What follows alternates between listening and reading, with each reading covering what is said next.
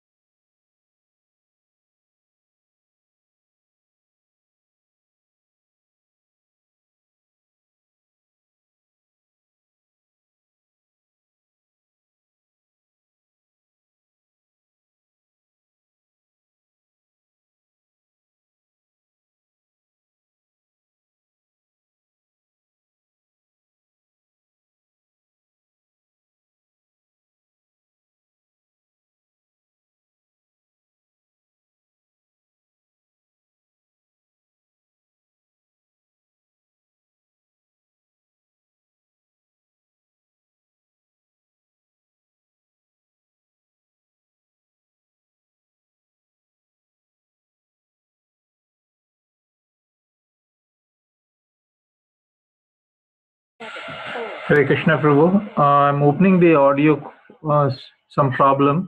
Bhayahari Prabhu.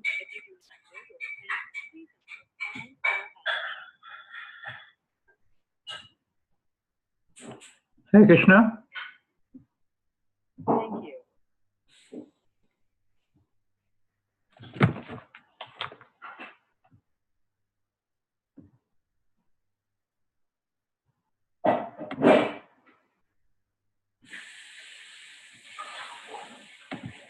Hare Krishna Prabhu. Could you hear me now? Bhayahari Prabhu. Hare Krishna, please remember obeisances close to Prabhupada. Welcome to our weekly study of the Srimad Bhagavatam. Just want to make sure that the audio conference is on.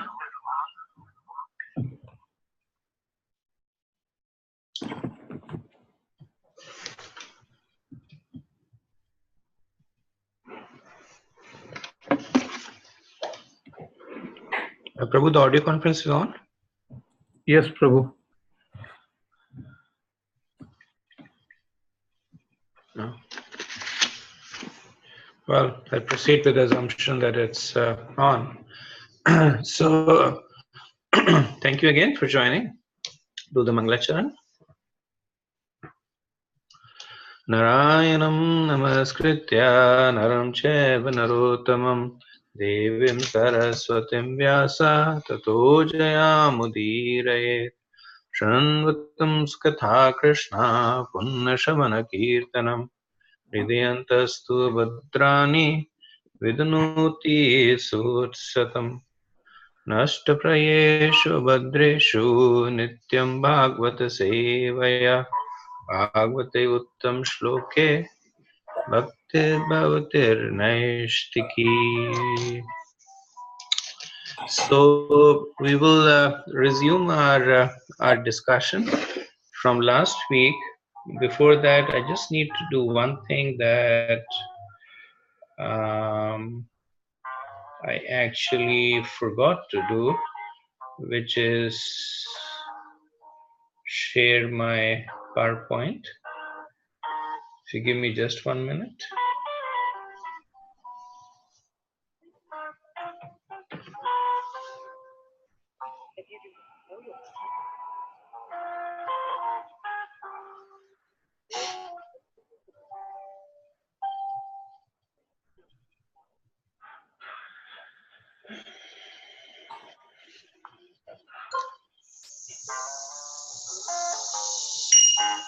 Before that, I just need to do one thing that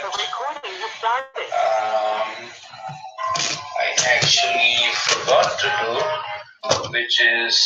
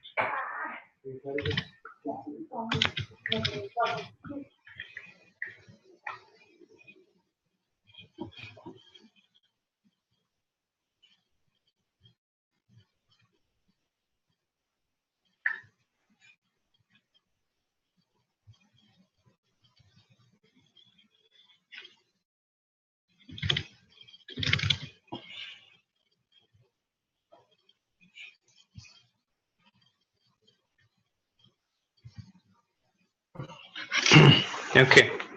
Sorry about that. So, quick recap. Last couple of weeks, we've been kind of piloting our approach into Srimad Bhagavatam, into the study of the Bhagavatam. And we started off with an understanding of the position of Bhagavatam in in the Vedic literature, and we took shelter of Jiva Goswami's Tattva Sandarbh to give us the conviction that the study, the Srimad Bhagavatam, is the probably the most superlative piece of Vedic scripture that can help us in the current day and age of Kali. And last week was mostly how to approach the Bhagavatam. So if you remember, we did a little bit of personalization about how the Bhagavatam was spoken at three places that we know of, at Badrika Ashram, at Shukratal, and finally at Naimisharanya.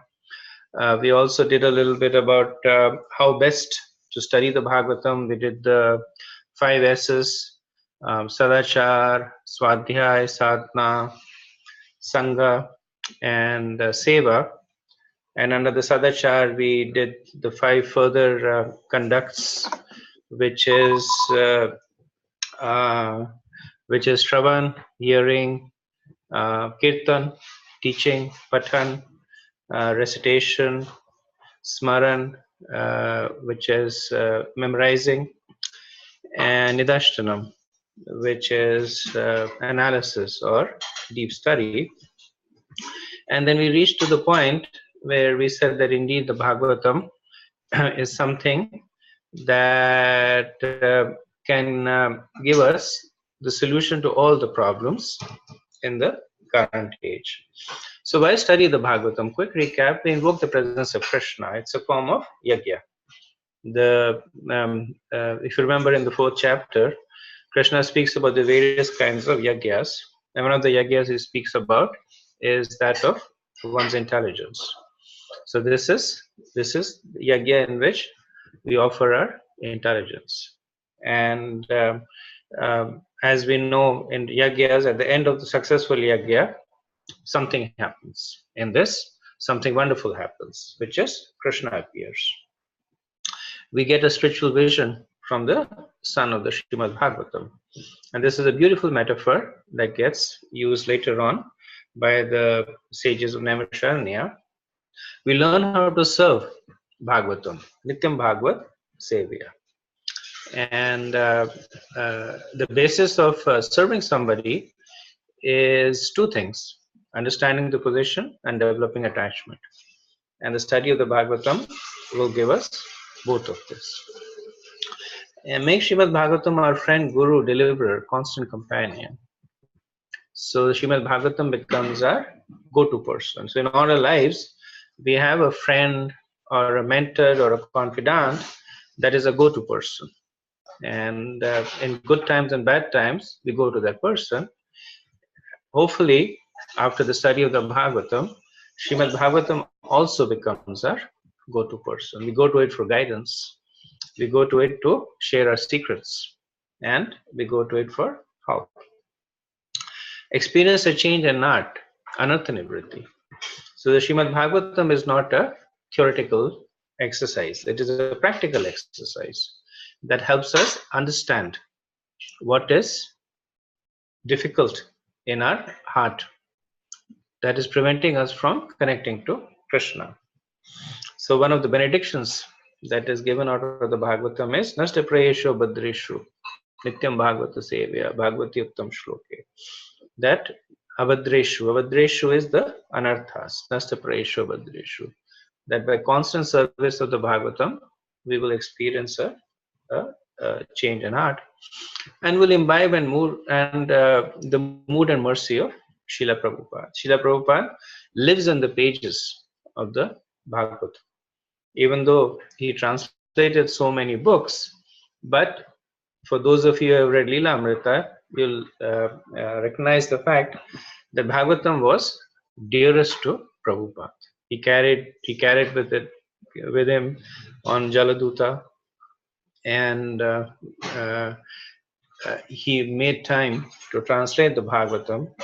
He made the study of Bhagavatam compulsory. every day in every temple in ISKCON, there is a Bhagavatam class that happens because of the instructions of Srila Prabhupada. So before we proceed, it's good for us to talk about a few of the controversies. And some of them are explicit, some of them are implicit. But it is good for us to address those, to at least acknowledge those controversies, so that if later on somebody comes and speaks to us about it, we have a balanced view. Balanced in the sense that we know what is out there. And in fact, this is something that is recommended in the scriptures also. So for those of you who remember the Ishopnishad verse, I believe 11, says Vedyam vidyam cha yastad vedo bhaya saha avidyaya mrityum tirtva vidyaya mritam ashnute. So vidyam cha yash, that one should study knowledge and nations side by side. So through nations, through the study of nations, we know what we have to avoid or what we have to protect ourselves against. Similarly, in Chaitanya Charitamrita, it is said that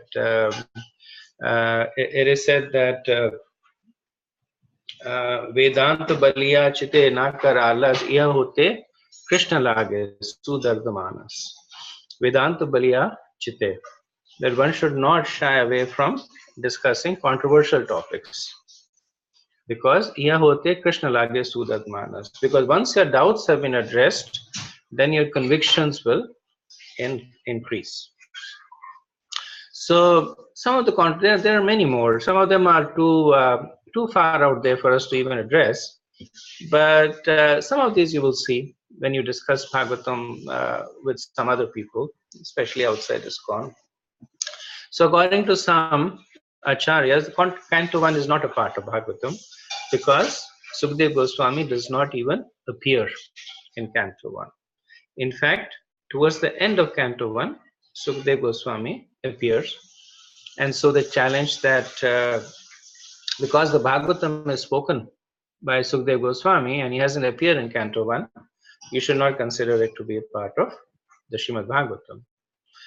According to some, Canto 2 should not be also considered as part of the Bhagavatam, because only in the last chapter of the Canto 1, the 10 topics of the Srimad Bhagavatam are mentioned, after which they are expanded upon. Jiva Goswami, however, refutes both these points. And he says that the Bhagavatam is a transcendental piece of literature that is written that is spoken and written in a timeless way. So such scriptures cannot be constructed on a timeline. They have to be looked at holistically. And then he also mentions that some of the most important aspects of the Bhagavatam, the Ashraya aspect of Krishna, we'll talk about it later on. The Samam Bonam is introduced in the first canto. The Paribhasha Sutra, the emperor verse of the Srimad Bhagavatam, appears in Canto 1. Etecham Sakala Pumsha Krishnastu Bhagwan Swayam, that appears in the first canto. Then similarly, the second canto also lays the foundation. The Chaturshloki Bhagavatam appears in the second canto. So based on that, Jiva Goswami says that one should consider the Bhagavatam in its entirety. And then he also makes the point that if you remove the first two cantos, then the count of 18,000 verses will not be tallied. Then the second is something that you will see more amongst Devi Bhaktas, because amongst the Puranas, there are two Puranas that kind of fit the same generic description. So if you see the Bhagavatam referred in the other Puranas, it is referred to as the Mahapurana, that starts with Janmadi Yasyata, and that has 18,000 verses, which is in the mode of Satogun. Now, the Devi Puran also starts with Janmadi Yasyato.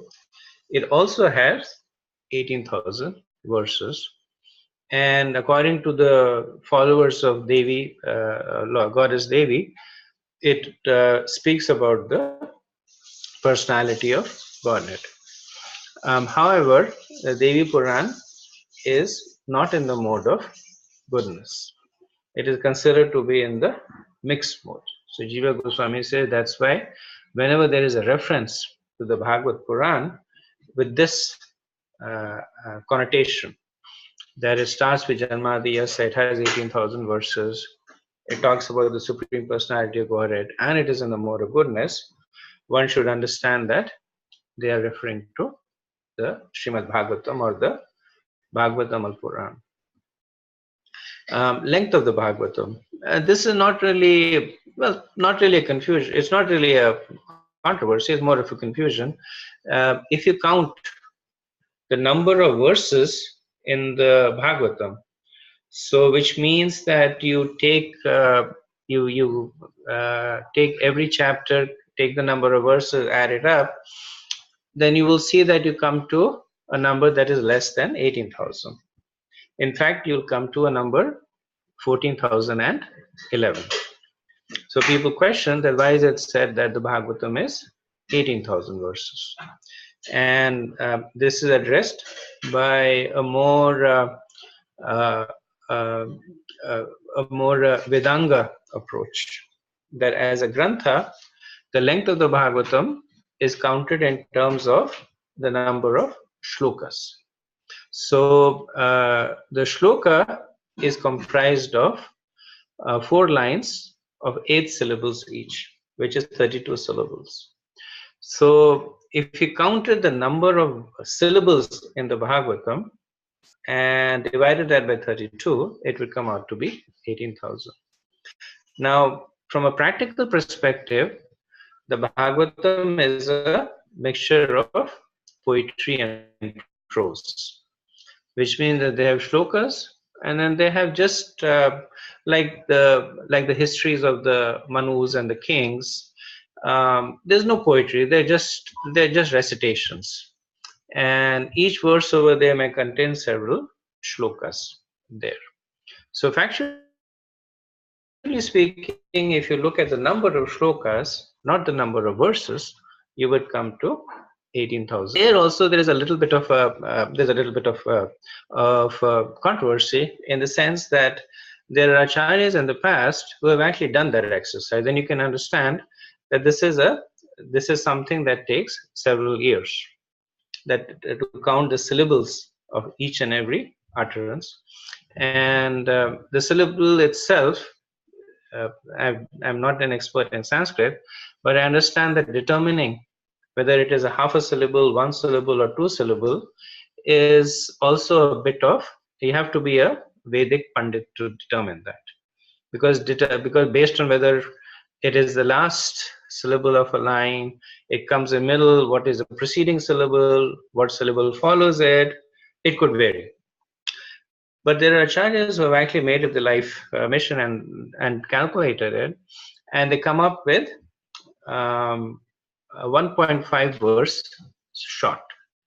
So in the sense that the Bhagavatam is 1.5 verse short of 18,000 verses, there's no clear understanding about where those 1.5 verses are lost, but that much is clear, that they don't make a substantive difference in the study of the Bhagavatam. The analogy that is given is that a forest remains a forest even if there is 2 trees that are cut in the forest. So you wouldn't say that this is a forest with 2 trees missing, because the predominant body of the forest is still over there. In terms of the length of the Bhagavatam, and this is a bit of a controversy that has happened, that has been happening since the time of Chaitanya Mahaprabhu, that followers of Pushti Marg and followers of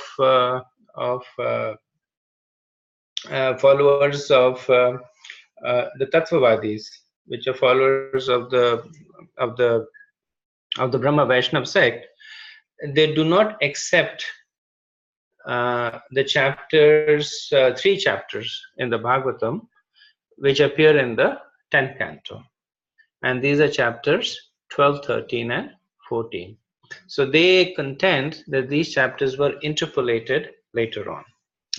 And there is a fair amount of analysis that they present, which is like if you completely remove these 3 chapters, then the continuity of the Bhagavatam is still maintained. The reason they don't accept these 3 chapters 10, 12 to 14 is because these are what is known as the Brahma Vimohan Leela, in which Lord Brahma is bewildered by Krishna. And because they're Tattvavadis, they're followers of Lord Brahma, they do not accept the fact that Lord Brahma could have behaved in such a way or could have been bewildered. So, like I said, this controversy was there since the time of Chaitanya Mahaprabhu. He was asked at different points, and at one point he said that we should say sincere to our predecessor, acharyas, which meant that the Bhagavatam in its entirety should be maintained. And at another point he said that it does not really matter, that the essence of the Bhagavatam is still preserved. However, since he himself accepted the fact that these chapters were there, and with characteristic humility, he said that since a Swami accepted it, and when he was talking about Swami, he was talking about one of the famous original commentators on the Bhagavatam called Sridhar Swami. And he says, since Sridhar Swami accepted that, so do I. And that's all I know. So that's the mode we can follow. Jiva Goswami again says that if you remove these chapters, then the length of the Bhagavatam gets impinged. And then he also makes the point that regardless of what the Brahmavadis say, not the Brahmavadis, the Tattvavadis say, the bewilderment of the Brahma Vimohan Leela does not reflect in any negative way on Lord Brahma. Rather, it indicates the intimate relationship that he has with Krishna. Last is the efficacy of condensed study. This is to some extent relevant to our course and to Prabhupada's Bhagavatam. A lot has been said and spoken about the Bhagavatam. Acharyas speak for a long time on the Bhagavatam. And people, Srila Prabhupada, even though he wrote copious purports, he also admits to the fact that he's not able to do justice. And this is something that we accept. That if somebody can say that I will teach you Bhagavatam in its entirety, that claim can never be true, because far from teaching, nobody can learn the Bhagavatam in its entirety. Like the Bhagavad Gita, more so the Bhagavatam, it's a living piece of scripture. As you read it, you get more realizations, you get more understanding, and the Bhagavatam speaks more as your heart opens more and more. However, even though we are doing what could be considered as a condensed study, because we're doing it under the shelter of Srila Prabhupada and Chaitanya Mahaprabhu, we are relying on them to make it a success. So now let's dive into the Bhagavatam. I'll stop here and see if there are any questions or comments, because this kind of concludes our introductory statements to the Bhagavatam. And we will now begin with 1.1.1, which is the first chapter, first canto, first verse. But I'll pause and see if there are any questions or comments. Hare Krishna Prabhu. This is Nanda Gopal Das from Vancouver. I just have one question about Sutta Goswami and the sages of Naimisharanya. Whether that conversation occurred in Kali Yuga or Dwapara Yuga itself?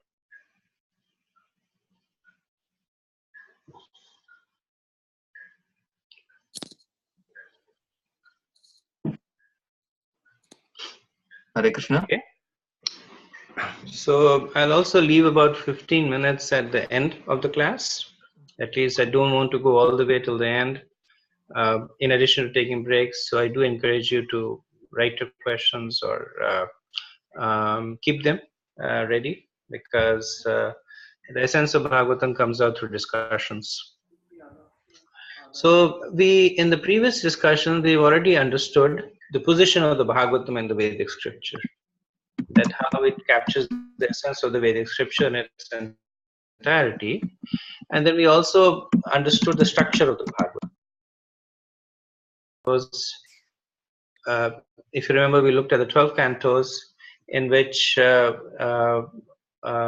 based on understanding the Bhagavatam to be the deity of Krishna, we understood the first 2 cantos to be his lotus feet, 3rd and 4th to be his thigh, 5th to be his waist, 6th to be his chest, 7 and 8 his arms, 9 his neck, 10th his face, 11th his forehead, and 12th his crown.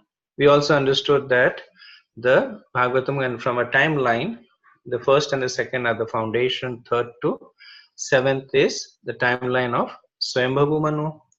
The 8th is all the other 13 Manus. The 9 is the current Vaivashta Manu. 10 and 11 is Krishna. And 12 is the concluding part. So, so the first canto of the Bhagavatam is Padma Padma. It is the lotus feet of Krishna. And one can say that the entire Bhagavatam expands from the very first word of the first verse in the first chapter of the Bhagavatam. So it starts with Om Namo Bhagavate Vasudevaya, and the Bhagavatam can be understood to be expanding from Om. The Bhagavatam can also be understood to be expanding from Om Namo Bhagavate Vasudevaya. In a sense, Om Namo Bhagavate Vasudevaya is everything that the Srimad Bhagavatam wants to tell you. That Krishna is God and you should worship him. So that is the essence of the Bhagavatam. Somebody had asked this question last time, that why are there so many more chapters if the first, second chapter is a canto? In a sense, if one understands Om Namo Bhagavate Vasudevaya, then the person has automatically understood the remaining 17,999 verses there. The Bhagavatam can also to be considered to be an expansion of the Vedanta Sutra, especially 1.1.2. That after the invocation, the Bhagavatam first verse is Janmadiyasya to navayaditaratas, and 1.1.2 of Vedanta Sutra is Janmadiyasya yato. So we can understand that the Bhagavatam is an expansion of this, and we'll study this a bit more. The Bhagavatam can also to be considered to be an expansion of the Brahma Gayatri, Om Bhurbhava Swaha, especially of the word Dhimahi. As we discussed, the Bhagavatam can be considered to be an expansion of the 1.1.1. It's also considered to be an expansion of 2.10.1, which is the 10 topics of the Srimad Bhagavatam. Atra sarga visargas cha sthanam poshanam uthaya manvantaru ishanu kata nirodha mukti ashraya. The 10 topics that are given, the Bhagavatam expands from this verse. Bhagavatam can also be considered to be expansion of the first 3 verses of the first chapter, first canto of the Bhagavatam, which is called the Mangalacharan verses, which we will be covering in today's and next week's lecture. In the second canto, 9th chapter, the Chaturshloki Bhagavatam appears. So these are the 4 verses that were given by Lord Brahma to Narad Muni, and by Narad Muni to Srila Vyasadeva. And by meditating on this, Srila Vyasadeva wrote the Bhagavatam. So one can understand the Bhagavatam to be an expansion of the Chaturshloki.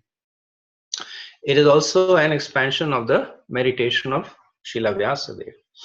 And we'll do this later, that the 4 verses in the first canto, 7th chapter, when Srila Vyasadeva in deep meditation he gets a vision of Krishna surrounded by his energies. And based on that vision, he expands the 4 verses that Narad Muni has given him and writes the Bhagavatam. So from that meditation of Vyasadeva, Bhagavatam expands. And as we said, that the first 3 chapters, very important chapters, they form the foundation of the Bhagavatam. The first 2 cantos, they form the expansion of the Bhagavatam. So one thing that we did talk about was to, in terms of a study, was to, before we dive into the verses, is to understand the flow. So now that we are starting the first canto, which is called Creation, and let's understand a little bit about the flow in the first canto. So the first canto has 19 chapters, one of the smaller cantos of the Bhagavatam, 808 verses and 1109 pages. So the flow in terms of question and answers is the first canto is divided in 2 parts. The first 3 chapters are question and answers between Sutta Goswami and the sages of Naimisharanya. So right from the beginning, the sages, they ask Sutta Goswami 6 questions, and over the next 3 chapters, Sutta Goswami answers that. And these 3 chapters at least form the nutshell of the message of Bhagavatam. Following these answers, the sages will ask 4 more questions. And these questions are answered by Sutta Goswami in the remaining 16 chapters, from chapter 4 to chapter 19. So this is one way to analyze the topical flow in the first canto. Another way to analyze the topical flow also is based on the subject matter that comes forth. So previously we were talking in terms of Q&A. First 6 questions answered by Sutta Goswami in the first 3 chapters. Next 4 questions answered by Sutta Goswami in the next 16 chapters. Now, in terms of topics, the first 6 chapters of the Bhagavatam is essentially a conversation between Narad Muni and Srila Vyasadeva. And when 2 great personalities like Narad Muni and Vyasadeva talk, then the topic has to be about Krishna. So that's the topic. It's about Krishna and setting the scene of Bhagavatam. From chapters 7 to 11, the discussion is about Krishna and how he relates to his devotees. So here we'll see wonderful prayers by Bhishma Dev, prayers by Kunti Devi. We'll see the protection given by Uttara, and we'll see how the residents of Dwarka and Hastinapur relate to Krishna. So these chapters essentially talk about the relationship between Krishna and his devotees. Then chapters 12 to 15, they talk about the disappearance of Krishna and his intimate associates. And these chapters bring forth 2 points. One is that in order to evaluate the impact of something, you can evaluate it by virtue of its presence, and you can also evaluate it by virtue of its absence. So if you have milk and you add too much sugar, it becomes very sweet, and you know that is because of sugar. Or if you do not add sugar and it becomes sour, then you know that it is because of the absence of sugar. So chapter 12 to 15, they show the effect of what happens when Krishna and his devotees are not there. 16 to 19 are activities of Parikshit Maharaj, which is setting the scenes of Bhagavatam, and the cursing of Parikshit Maharaj, and him going on the banks of river Ganga to fast unto death, and thus the Bhagavatam is spoken. So in this way, the 19 chapters of the first canto of Srimad Bhagavatam are organized. So as we have been saying frequently, that the first 3 verses in the, okay, I missed a slide. So we have a sense of what the flow in the canto is over the 19 chapters. Now let's look at the flow in the first chapter, which is titled Questions by the Sages. So the first 3 verses are called the Mangalacharan, and we will discuss a little bit more about what Mangalacharan actually signifies. Then verses 4 to 8, we see what are the qualifications of the speaker. At why is Sutta Goswami considered to be a qualified speaker of the Srimad Bhagavatam? Then in the next set of verses, 5 verses, the sages will place. So the sages, as you remember from the flow in the canto, ask 6 questions, out of which the 5 questions are asked in these verses. And 14 to 20, the sages continue to glorify. They glorify the holy name, they glorify sadhu sang, they glorify the hearing, they glorify the desire. So in effect, they are bringing forth the qualification of the audience, that what should be our mood if we have to receive the Bhagavatam in the same way as the sages in Naimisharanya does. And the last 3 verses is before Sutta begins to speak, he, as is typical amongst Vaishnava devotees, is that he first glorifies his spiritual master, and the sages will then ask the last question. So these are the 23 verses in the first chapter. So the first 3 verses are Mangalacharan, and today we will do the first verse. So so this is not going to be a typical pace. We'll move a lot faster, obviously. If you do 1 verse in a lecture, then we'll be here forever. Srila Prabhupada at different points said that one should study the first verse for at least a month, and one other point he said at least 7 months, and we don't have that depth of understanding. But because the first verse is very, very important, so I'm going to take some time to talk about it, and but subsequently we will increase our pace. But I'm also cognizant to some of the feedback that I received when I was starting the course, which was to not be so much concerned about timelines and schedules, as opposed to using the time to do justice to the subject. So, and of course, everything is a balance, that we don't want to spend forever. We want to make some progress, but I also want to identify those verses that are important and spend some time on them. So as we said, that the first 3 verses are Mangalacharan verses. So Mangal means auspiciousness. And Krishnadas Kaviraj Goswami in Adilila 122, he explains that the Mangalacharan is divided into 3 parts: Vastu Nirdesh, Ashirvad, and Namaskar. So we will see these 3 things appearing in the first 3 verses, though not in that order. The 3 are commingled in the 3 verses, but we will see all 3 of them surface in the first 3 verses of the Bhagavatam. And the Mangalacharan describes 4 things. So something for us to keep in mind as we read the first 3 verses. The first and most important is Adhikar. What is the qualification of the reader?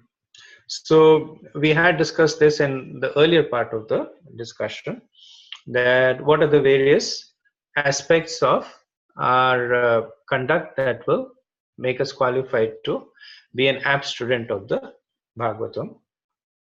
Second is Sambandh. What is the relationship between the book and the topic? So the topic is Krishna, but how does the book relate? The book could refute the topic. There could be a book that talks about Krishna, but says that Krishna is a historical figure. There could be a book that could establish it, as is in the case of the Bhagavatam, or it could expand upon it. It could assume it that it is established and expand upon it as other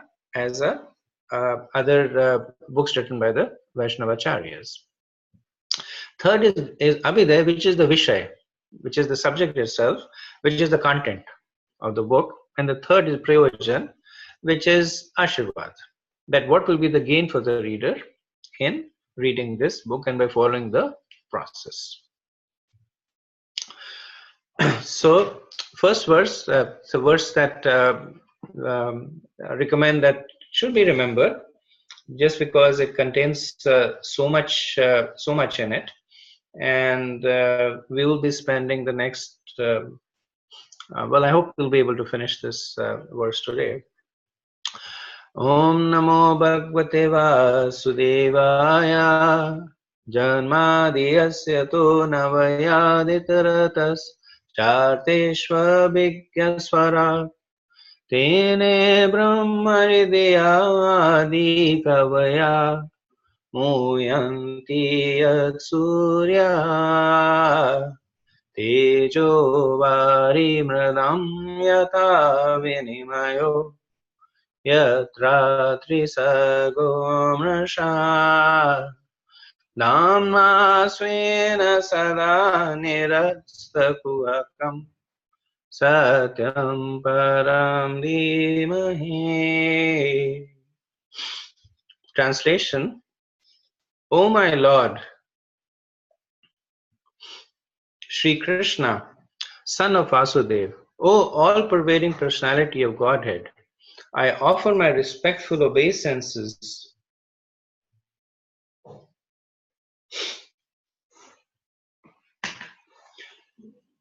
unto you. I meditate upon Lord Sri Krishna because he is the absolute truth and the primeval cause of all causes of the creation, sustenance, and destruction of the manifested universes. He is directly and indirectly conscious of all manifestations and is independent because there is no other cause beyond him. It is he only who first imparted the Vedic knowledge unto the heart of Brahmaji, the original living being. By him, even the great sages and demigods are placed into illusion, as one is bewildered by the illusory representation of water seen in fire or land seen on water.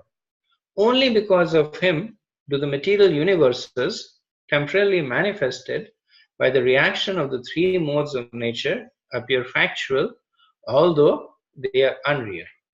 I therefore meditate upon him, Lord Shri Krishna, who is eternally existent in the transcendental state, which is forever free from the illusory representation of the material world. I meditate upon him, for he is the absolute truth. So I'm going to leave this verse in the slide for you while we have the discussion. So the verse is quite long and quite dense. So that's why I wanted to leave that for you, so that as we study the verse in more details, you know how we are progressing. The word-to-word translation is also very important. So in a way, the essence of the verse is that one should meditate upon Krishna, which is also the essence of the Srimad Bhagavatam. And this verse basically brings forth Vastu Nirdesh and Ashir and Namaskar. So it starts with obeisances to Krishna, and then it describes the subject matter more so. So Bhurijan Prabhu and different acharyas, in order to better understand this verse, have divided it into 12 subparts, and we will basically discuss these 12 subparts. So first is Om Namo Bhagavate Vasudevaya. Translation. O my Lord, Sri Krishna, son of Vasudeva, O all-pervading personality of Godhead, I offer my respectful obeisances unto you. So what does this indicate? This indicates the ashraya, that where are we planning to take shelter? What is the purpose of everything that is going to be spoken later on? Om Namo Bhagavate Vasudevaya. The purpose of everything is that we will somehow or the else develop within our heart the desire to take shelter of Lord Shri Krishna.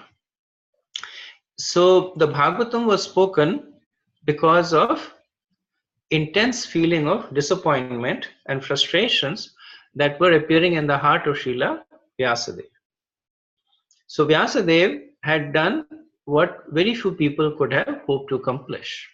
He had compiled the Vedas, then he had taught his various disciples the various angas of the Vedas. He had written Mahabharata. He had also written the Vedanta Sutras. And according to Vyasa's own father, Parashar Muni, who himself was a Vyasadev in a previous kalpa, in a previous day of Brahma, he had said that this Vyas is different, because Parashar Muni himself was Vyas. Vyas is a position that is held by a person. So Vyas means to divide. And the purpose of Vyas is to divide the Vedas so that it could be digested and maintained by future generations in the age of Kali.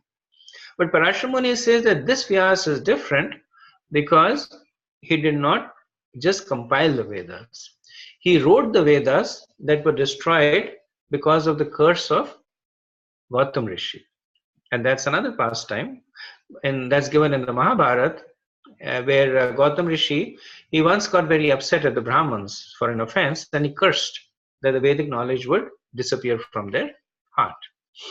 And in order to address that curse, Krishna himself comes as Srila Vyasadeva to not only compile the Vedas, but also to give the Vedas and to give the Bhagavatam. So despite all the work that Srila Vyasadeva had done, he was feeling frustrated. And then Narad Muni comes and tells him that the reason that you're feeling frustrated is because you have not directly glorified the Supreme Personality of Godhead. And in fact, he chastises him quite heavily. He says that, my dear sir, you have given them different paths in the Vedas that they may follow, thinking that they're making spiritual advancements, but actually not developing love for Godhead. And he said that such books and such scriptures are pilgrimage for the crows. So very heavy stuff that he tells Vyasadeva. But then he also tells him that you're fully qualified to write something that directly glorifies the Lord. So Srila Vyasadeva then writes the Srimad Bhagavatam, and he does not want to commit the same offense again. He does not want to commit the same mistake again. So he starts off by directly glorifying the Supreme Personality of Godhead. Says Om Namo Bhagavate Vasudevaya. So he starts with the Namaskaram of the Ashraya. So Vasudeva is none other than Krishna, the son of Vasudeva. So later on, well, towards the end of the Srimad Bhagavatam, this appears in the 11th canto, chapter 16, verse 32. Krishna says that my devotees worship me in 9 different forms, among which I am the original and primary Vasudeva. So the other 9 forms are the 4 Chaturvyu, which includes Vasudeva, Sankarshan, Balaram, and Anirudh. Then the first expansion from the Chaturvyu, Lord Narayan. Then Hayagri, Vara, Narsimha, and Lord Brahma.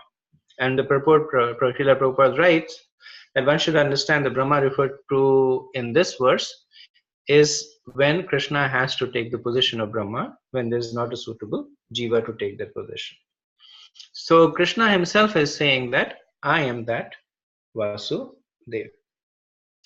So we start off the Mangalacharan with Namaskaram to the Samambonam, to the Ashraya, that we take shelter of one who is none other than the Supreme Personality of Godhead.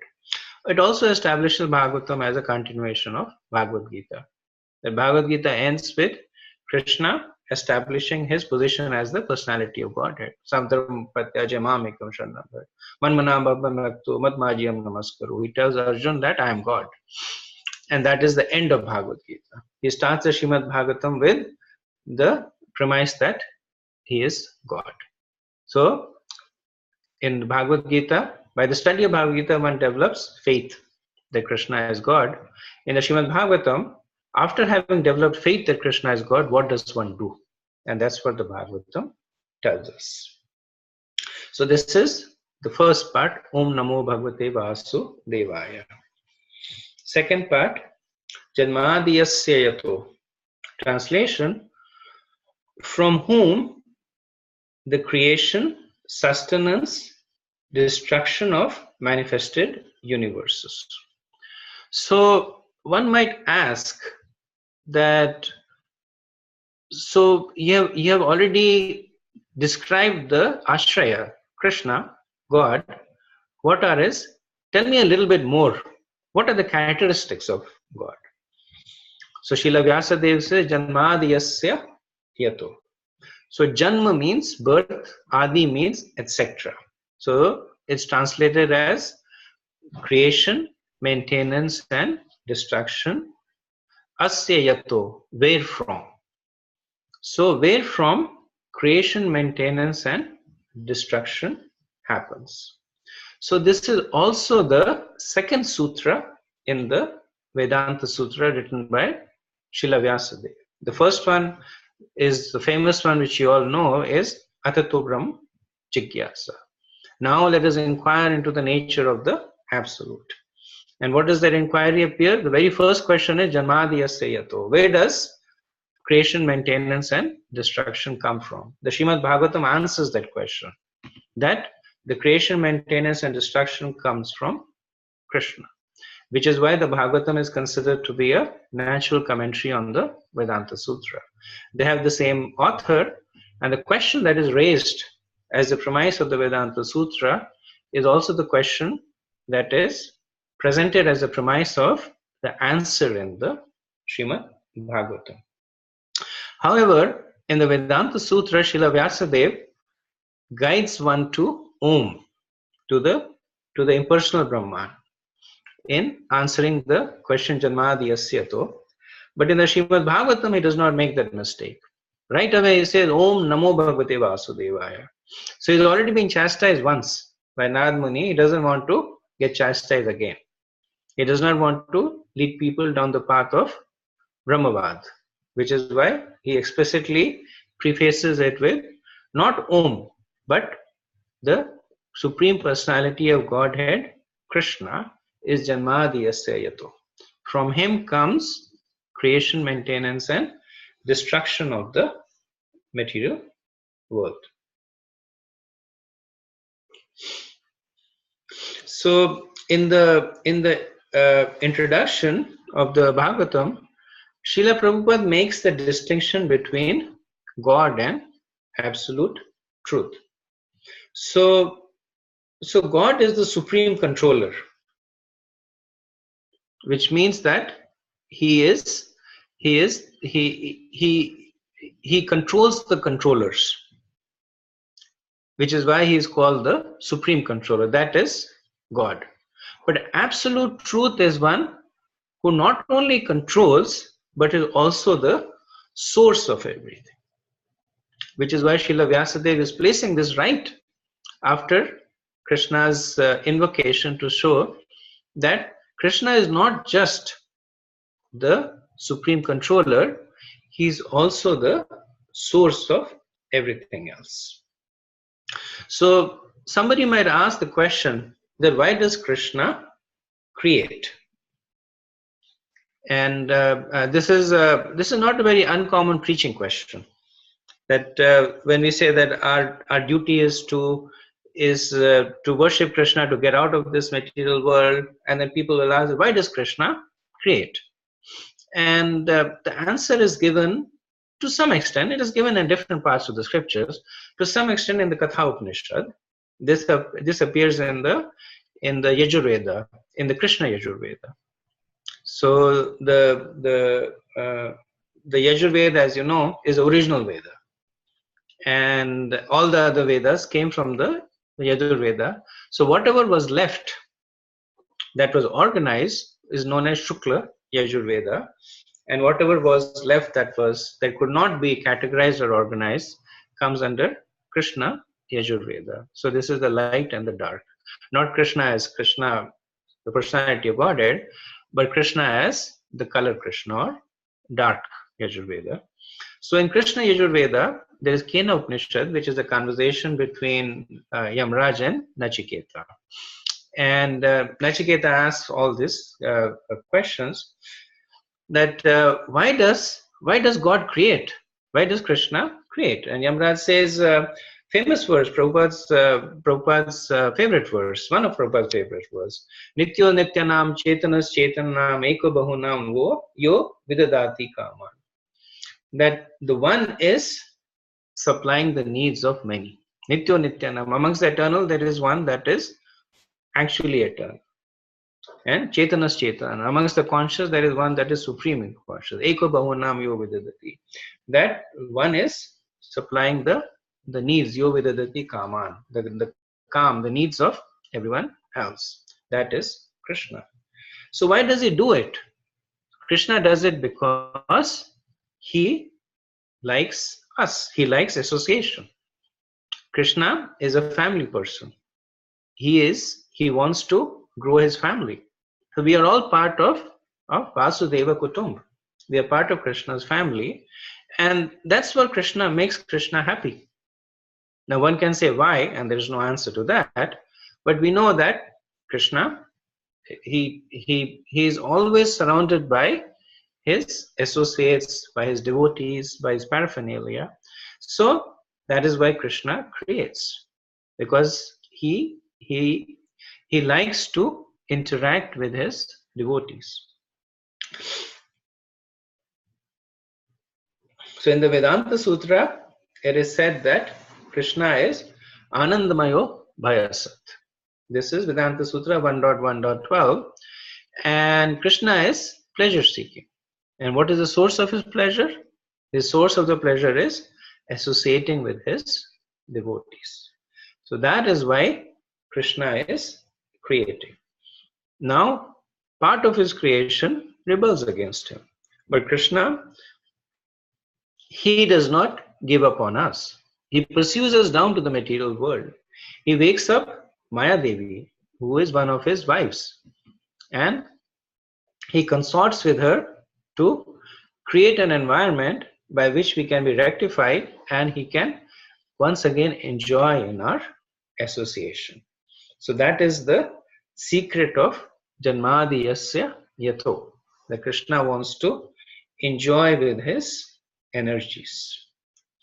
Third, which is Navayaditaratas Charteshva Abhigya. Directly and indirectly conscious of all manifestation. So Krishna has created Janmadiyasya Yato. He is maintained. He will also destroy. How does all this affect him? But Krishna is Charteshva Abhigya. So Abhigya means that one meaning is, which comes in the verse, is that he does not create in the mood of an engineer. That an engineer creates an appliance, and then the appliance runs on its own. The engineer has no connection with the appliance anymore. But Krishna creates like a parent, more than a parent. That the parents produce the child, and Krishna then enters into his own creation. He is Abhigya, he is fully cognizant of everything that is happening. Not only that is happening in the present, but that is happening in that has happened in the past, and that will happen in the future. So he is conscious of everything. Srila Prabhupada in the purport says that whatever happens to the body quickly becomes known to the embodied. Similarly, the creation is the body of the absolute whole. Therefore, the absolute knows everything directly and indirectly. So, Krishna not only creates, maintains, and destroys, he also permeates. He enters into every atom. So, that is the third part. Fourth, Swarat, fully independent. So, now the question is that Krishna has created, he will maintain and destroy, and he is also intimately associated.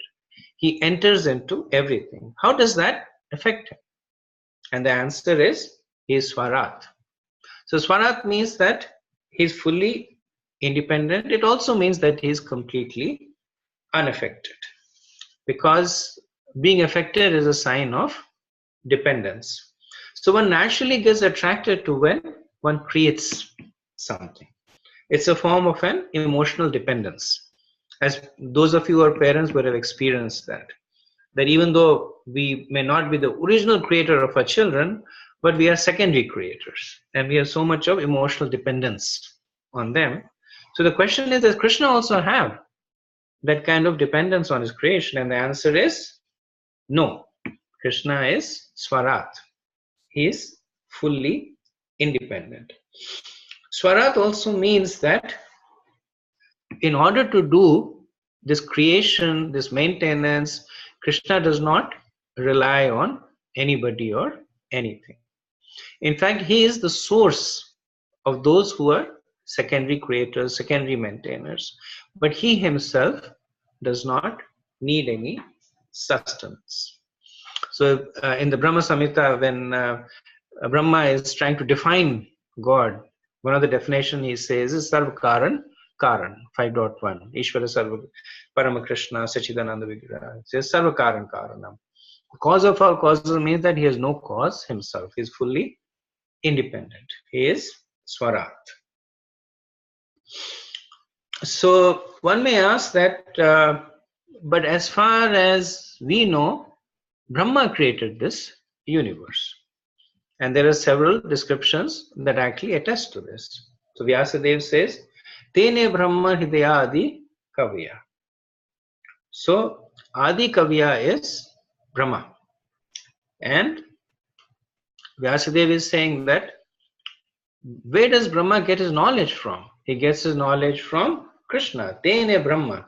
So the Brahma that appears first is knowledge. And Adi Kavya points to Lord Brahma. So Krishna gives the knowledge Brahma to the person Brahma. So Brahma is, unlike Krishna, Brahma is not Swarat. Brahma gets his knowledge from Krishna. So in Chaitanya Charitamrita, Prakashananda Saraswati, he asked Chaitanya Mahaprabhu this question. And Chaitanya Mahaprabhu explains that Om is the root of the Vedic knowledge. It is called the Mahakavya. Whatever is contained in Om is found in the Gayatri Mantra. Whatever is found in the Gayatri Mantra is expanded in the Chaturshloki. And whatever is found in the Chaturshloki is expanded in the Srimad Bhagavatam. Now, how does this Om come into existence? And that is explained that when Brahma first appears in the universe, then Krishna, and then there are two versions of it, but very, very similar. According to one, Krishna plays his flute, and the sound of the flute enters as the Mahavakya Om into the heart of Krishna, into the heart of Lord Brahma, or it is said that Lord Krishna directly imparts the Mahavakya Om into the heart of Lord Brahma. So not much difference. But Chaitanya Mahaprabhu is explaining how the Om becomes Gayatri, how the Gayatri becomes Chaturshloki, how the Chaturshloki becomes the Bhagavatam, how the Gayatri also becomes the Vedas. And then he says that this Om is actually given to Brahma by Krishna. So, Tene Brahma Hridayadi. So, this knowledge that Brahma is getting is actually received from Krishna.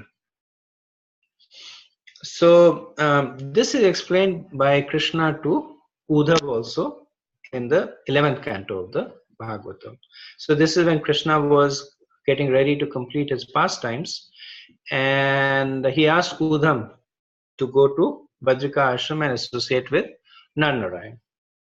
But Uddhav, he refused. He follows Krishna and he finds him under a tree, ready to wind up his pastime, and he asks for some instructions. And then Krishna at that time explains the Chaturshloki to Uddhav. And Krishna says that I previously explained this to Lord Brahma. So the lineage or the disciplic succession of Lord Brahma is clearly established. That Tene Brahma Hridayadi Kavya, that Brahma receives their knowledge from none other than Krishna himself.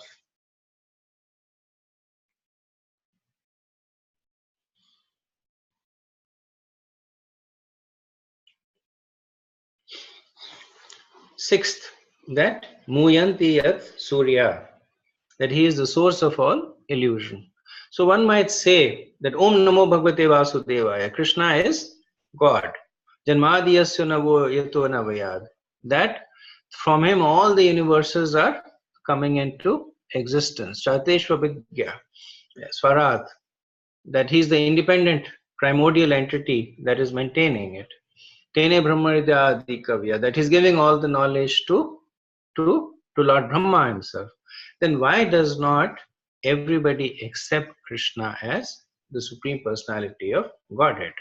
What is the need to speak anything more than Om Namo Bhagavate Vasudevaya? That should be in itself sufficient. And Vyasadeva now begins to address that part. He says, Muyanti Yat Surya. He says that just like Krishna is the source of knowledge, he is also the source of illusion. Muyanti, Moh. He is also the source of illusion. And whom does he cause illusion to? Not people who are weak in their, who are sinful people, who are weak in their sadhana. Muyanti Yat Surya. Surya translates to great personalities. Srila Prabhupada translates it to as the great devas and the sages. So the devas acquired the position because of perfection in karma kand.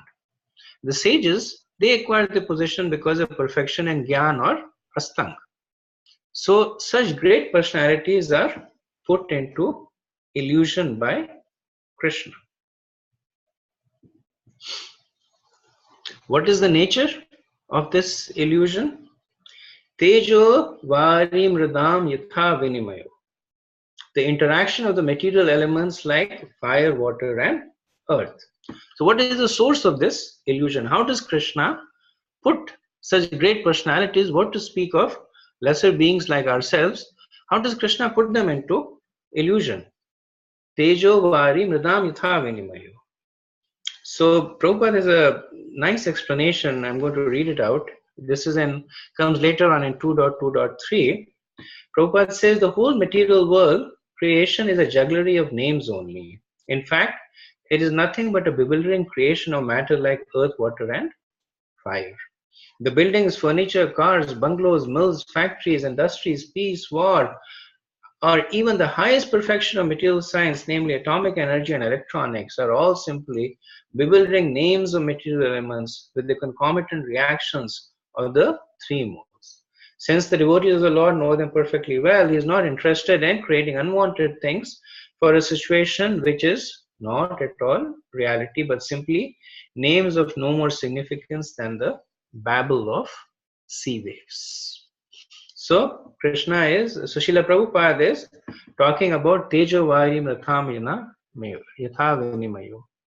That because of this interaction of the three modes of material nature.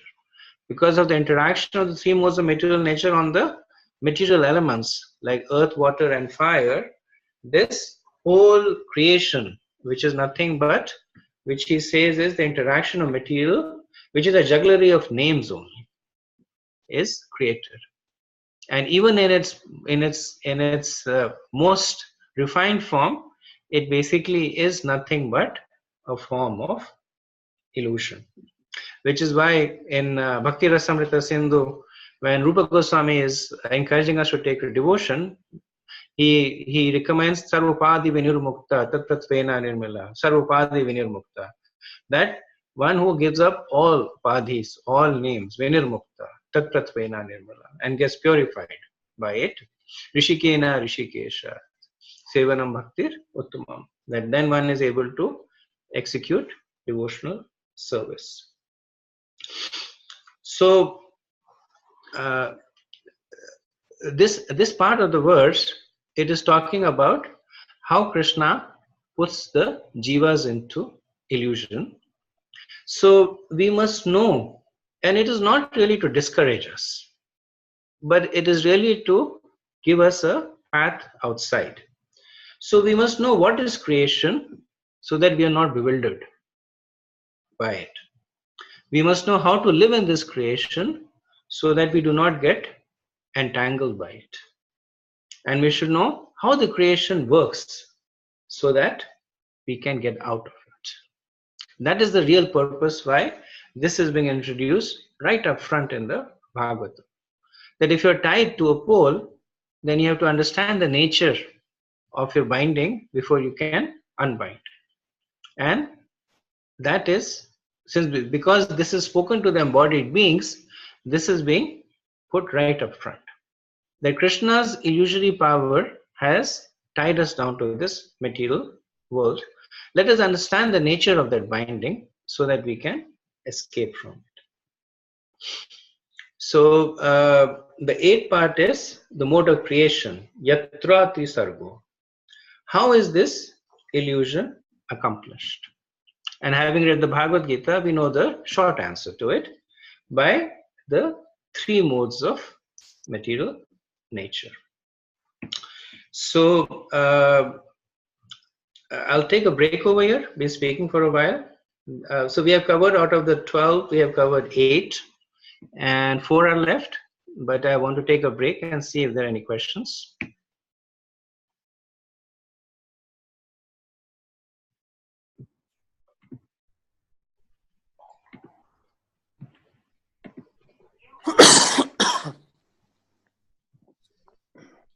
Prabhuji, Nandagopal Prabhu, you there?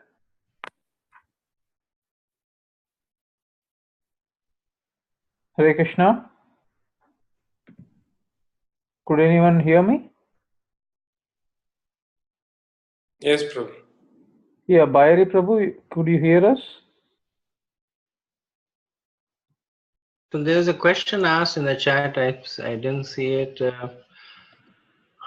Sutta Goswami spoke Srimad Bhagavatam to the sages in Naimisharanya. Is it in Kali Yuga or Dwapar Yuga? So the understanding is that it was spoken at the junction when Kali Yuga was ending, when Dwapar Yuga, was ending, and Kali Yuga was beginning.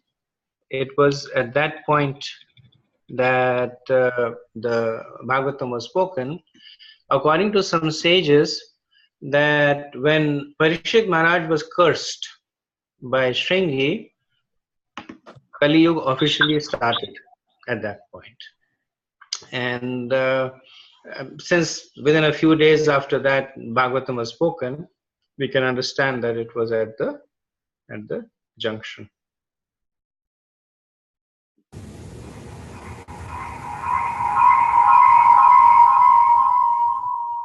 Okay, any other question?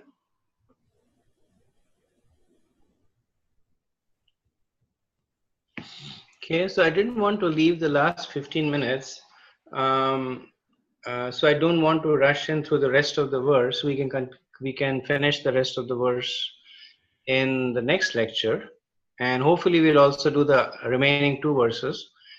They don't demand this rigorous treatment, so we should be able to cover the remaining points, the 4 points.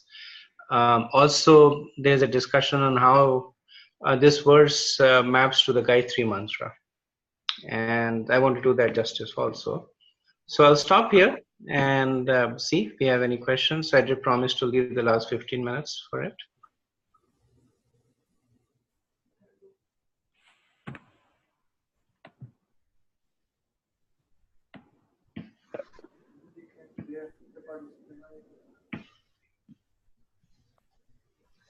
Krishna Prabhuji. Hare Krishna Prabhu, I can hear you. Prabhuji, one question, Prabhu. Like you have mentioned that Maya Devi is one of Krishna's wife, and the Krishna consorted with her for the creation of this world. But you know, Maya Devi is generally referred to Parvati Devi, right? Mother Parvati. So that is a bit confusing. If you can, is it context sensitive? I just wanted to understand that. So, so just like Maya Devi is the external energy of Krishna, Lord Shiva is also an empowered incarnation of Krishna. So, Can explain? so we can understand.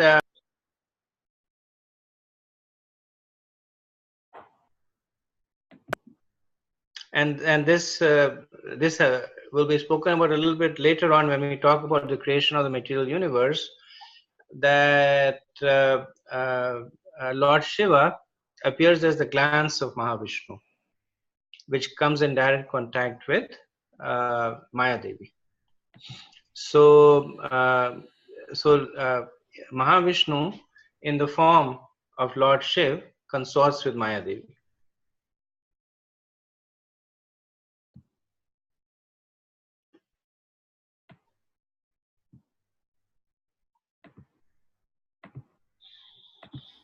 Okay. Any other questions?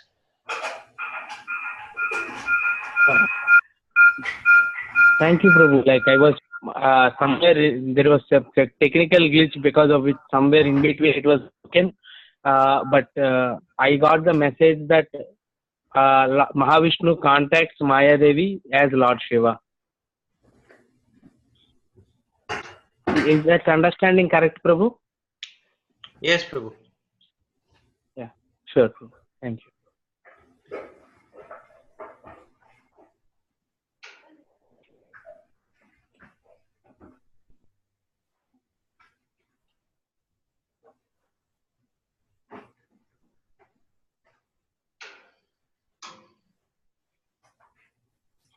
Okay. Do we have any other question? I think everybody is muted, so maybe even if somebody is asking a question, we won't be able to hear it. They are unmuted, Prabhu.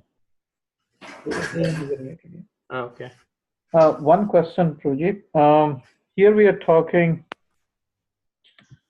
that Krishna is the source of creation, maintenance, and destruction. That is one point. And he is also in the heart of the jiva, and he's also ensuring from outside. So, and he has given the Srimad Bhagavatam for us to cross this material ocean, they say, right? So how do we try to digest this concept? Like he's giving an option to come out of this material world, and also at the same point he wants to enjoy as an extended family with our relation. Do we digest that this all where we are right now is also kind of a spiritual world, or? I think there are probably 2 aspects to the answer to that question. See, one is, and this gets covered a little bit in the explanation for actually the phrase marsha, it has a translation appears factual. So Krishna, the material world is not created by Krishna for the sake of his enjoyment. It's an undesired side effect. The spiritual world is created for the sake of his enjoyment. 1 minute, Prabhu. I'll mute everyone. 1 second. Sorry for that.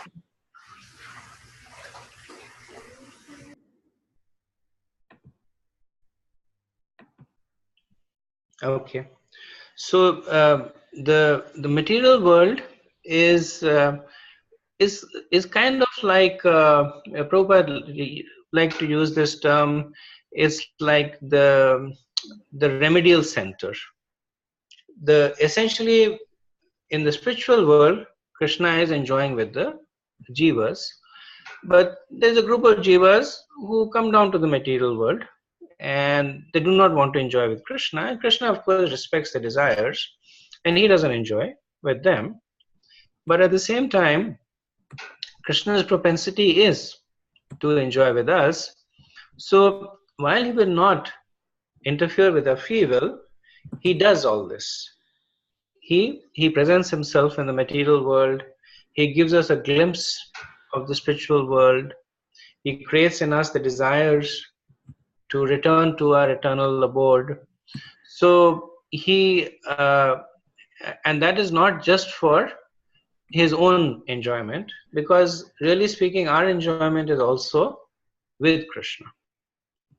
So one aspect of this is that of your the answer to your question is yes, the material world is created by Krishna, but not for his enjoyment. Actually, it is created for the enjoyment of the souls that are misguided. Now, the second part is that reflects on the compassion of Krishna. That why does he go to all these lengths? Why does he permeate the spiritual world? Why does he accompany the jiva as the Paramatma? And that is because of his compassion. And that compassion is causeless. That while Krishna likes to enjoy with us, but he is still complete without us. So it's not that Krishna is doing all this so that we can be back into Krishna's service. And Krishna has an additional number of jivas serving him. So Krishna is Om Purnamada. He's always complete. He's complete with us, he's complete without us. So the second aspect is Krishna's compassion. That when he sees the soul suffering in the material world, when he sees them trying to enjoy that which is not enjoyable, he goes to all these great lengths to see. If you look at it, there's no Paramatma in the spiritual world. In the material world, we have a special favor of Krishna. That the soul, right, sitting next to the soul is Krishna. Each and every soul, each and every one of us has Krishna in his heart. Not so in the spiritual world. Just like weak students, they get special attention. So jivas like us, they get special mercy of Krishna. And that is completely causeless. Does that help, Prabhu? Yes, Prabhu. Okay, thank you. 1 second, Prabhu. I'll unmute if anyone.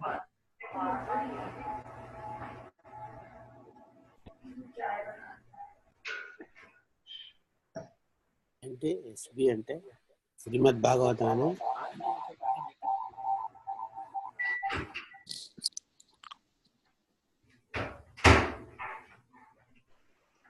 Hare Krishna, Bhayahari Prabhu. Gaur Sundar Das here. Haribol Prabhu. Hare Krishna. Just one question on the second line of the shloka. Tene Brahma Hrida Ya Adi Kavaye. The word Hrida, Prabhupada translates it as consciousness of the heart. So my question is, if Krishna had to impart Vedic knowledge into Brahma's heart, Generally, when we give knowledge or when we take knowledge, the context is given in terms of intelligence and not the heart. So I'm just confused why the word Hrida is used. Wouldn't be more of intelligence rather than the heart? So the difference between intelligence and heart is the difference between knowledge and wisdom. It's the difference between Gyan and Vigyan. So by your intelligence, you can become aware of something, which is knowledge. But when that knowledge comes into your heart, then it becomes, when it is actionable knowledge, it becomes wisdom. So I might tell you that, Gaur Sundar Prabhu, it is good for you to exercise 30 minutes every day. And then you might agree with me completely, and I might give you scientific proof how exercise helps, and you would subscribe to that notion. So that is knowledge. Somebody else will ask you, you can also share that knowledge. But unless the knowledge comes into your heart and then you actually start doing exercise, it is just theoretical knowledge. So Brahma is not is not at that level where he just knows the Vedas. He realizes the Vedas. So which is why the term is used that it is imparted into the heart of Brahmaji. So this distinction is made in the fourth chapter of the Bhagavad Gita, where the cycle of Gyan and Vigyan is spoken about. So Gyan is knowledge that goes to the intelligence, and Vigyan is wisdom that goes to the heart. So here we are talking about knowledge that Lord Brahma has actually realized, and it is knowledge that he acts upon.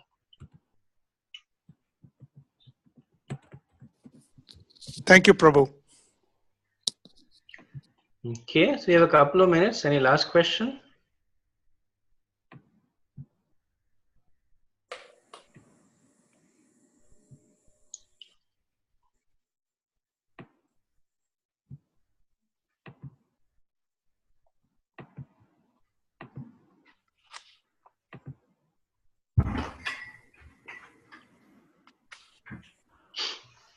Okay, so we'll end over here. We'll resume from we'll study the remaining 4 clauses of the first verse, and hopefully we'll complete the other 2 verses.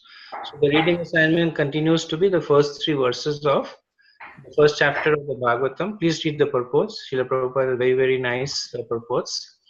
And if you'll notice that in the first canto, Prabhupada has written everything in the purports. And the reason is that Prabhupada himself shares that he did not know that he will survive, because he was already old. He did not know that how much will he be able to translate and write. So he gave everything in the first 2 cantos. So Prabhupada's purport it contains it's an encapsulated form of all the teachings of realizations of Srila Prabhupada. Okay. Vanchakalpatarubhescha kripa sindhubhyev cha patitanam pavanebhyo vaishnavebhyo namo namaha. Ananta Koti Vaishnav Vrinda ki jai. Srila Prabhupada ki jai. Jai Gaur Premanande. Hari Hari. Thank you, Prabhu. Hare Krishna.